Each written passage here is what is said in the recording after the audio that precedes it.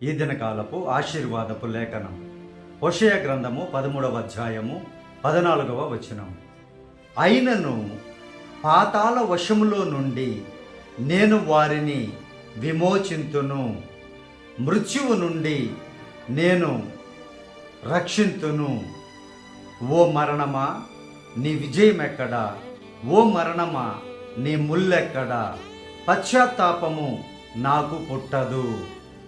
ప్రియమైనటువంటి దేవుని బిడ్డలారా, సృష్టికర్త అయినటువంటి దేవుడు పాపి అయినటువంటి మానవునితో చెప్తున్నటువంటి మాటలు ఇవి.